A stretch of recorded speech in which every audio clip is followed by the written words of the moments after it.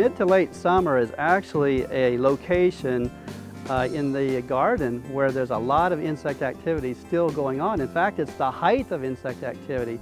So lest we tend to rest on the bounty of our produce and want to simply go back on occasion to reap the benefits of our hard work earlier in the season, we must remember that there's still things going on now in the insect world in your home garden that may affect produce later, especially if you're planting a fall garden, or even into next year by having increased populations of a particular pest that you may be encountering next year. Cherry tomatoes right now are in full production and we're enjoying the benefits of their tremendous sweet flavor. However, they have a tendency in mid to late summer to be the first host of two-spotted spider mites.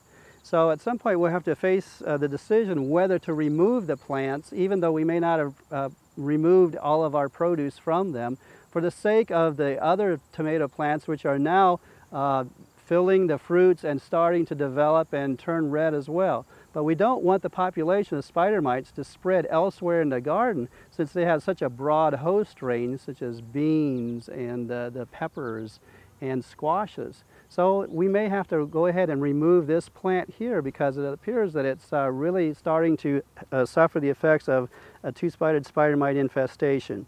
Squash bugs are a notorious pest of squash plants like zucchini, the summer squashes, and the gourds and pumpkins. They start infestations in midsummer, and they reach their population height about September. And so if you want to continue to have some produce off of your squashes, which we're expecting from here on out, it's important to be controlling them.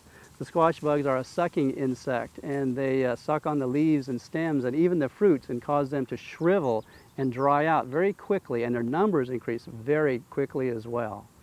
This particular season, we seem to have had many problems with a sucking insect, a rather colorful one, called a harlequin bug that mainly attacks cruciferous or cabbage plants and crops.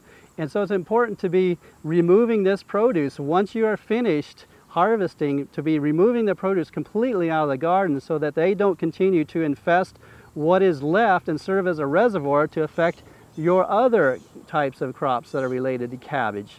So remember the fall garden, and you possibly may have something like radishes growing in which they will later attack. So we must remove all of these crops that we think are no longer useful to help reduce the populations of pest insects such as harlequin bugs. For longer season potatoes, where the foliage is still producing all the nutrients to go down into the tubers, it would be important just to keep watching the plants. We have blister beetles in this particular patch that are consuming the foliage in masses, and if they do get out of hand, it would be important to control them with a product such as carbaryl. So as you can see, late season in the garden, there's still a number of pests that are quite active, and they also may move into your fall garden crops if you aren't out there diligently observing whether they're there or not and how much damage they're doing, and then doing something about it. Remember that as you're harvesting, the only pesticides that you can apply for insect control would be Sevin, carbaryl, or permethrin in the fall garden. And so it's really important to be removing a lot of these pests physically or their infested plants, so to curtail their numbers so they won't be affecting the remainder of the garden throughout the remainder of the season.